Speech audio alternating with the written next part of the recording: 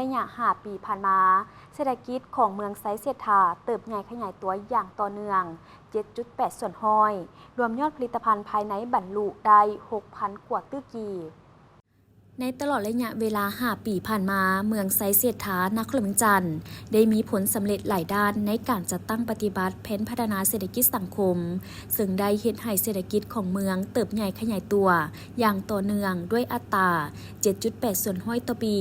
รวมยอดผลิตภัณฑ์ภายในบรรลุได้ 6,000 กว่าตื้อกีบรวมยอดผลิตภัณฑ์ภายในเฉลี่ยต่อหัวคนได้ $2,299 ต่อคนต่อปีโครงประกอบเศรษฐกิจเปลี่ยนแปลงไปตามกลไกตลาดในนั้นคะแนนกสิกรรมป่าไม้ลดลง 0.74 ส่วนห้อยกวมเอา5ส่วนห้อยของ GDP อุตสาหกรรมเพิ่มขึ้น 8.43 ส่วนห้อยกวมเอา40ส่วนห้อยของ GDP และบริการเพิ่มขึ้น 8.4 ส่วนห้อยกวมเอา53ส่วนห้อยของ GDPการระดมการลงทุนทั่วสังคมเพิ่มขึ้นสูงมีทุนจดทะเบียนทั้งหมด 100,000 ตื้อกีบในนี้การลงทุนจากเอกชนภายในและต่างประเทศการลงทุนในรูปแบบสินเชื่อธนาคารปฏิบัติได้ลื่นคาดหมายเท่าตัวคณะภาคเมืองได้เอาใจใส่อย่างตั้งหน้าขุดค้นไร้หับไร้จ่ายปฏิบัติหลักการรวมศูนย์งบประมาณและหันการจัดเก็บไร้หับงบประมาณตามที่3สร้างปรับปรุงการเงินขันบ้านสำเร็จสามารถปฏิบัติภาระบทบาทของตนมีประสิทธิผลสูงขึ้นกว่าเก่าใน5ปีการจัดเก็บไร้หับเข้างบประมาณบรรลุได้434ตื้อกีบเทียบใส่แผนการ5ปีปฏิบัติได้120ส่วนห้อย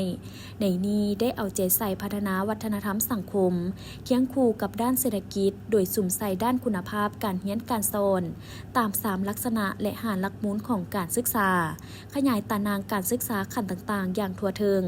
การป้องกันพยาธิรักษาสุขภาพพลานามัยของประชาชนส่งเสริมวิทยาศาสตร์เทคโนโลยี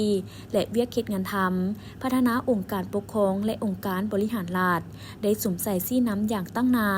ในการปรับปรุงบูรณาการบริหารการปกครองแต่เมืองลงฮอดฮักฐานบ้านตามทิศเพิ่มทวีความศักดิ์สิทธิ์และประสิทธิผลของการบริหารรัฐและตามนโยบาย3สร้างของภาคแนวทางป้องกันชาติป้องกันความสงบทั่วปวงชนหอบด้านของภาคได้รับการจัดตั้งปฏิบัติอย่างกว้างขวาง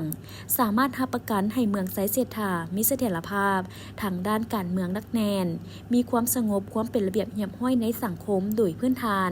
สร้างเงื่อนไขให้แก่การสร้างสาพัฒนาและการดำรงชีวิตของชาวเมืองไซเศรษฐาเป็นอย่างดี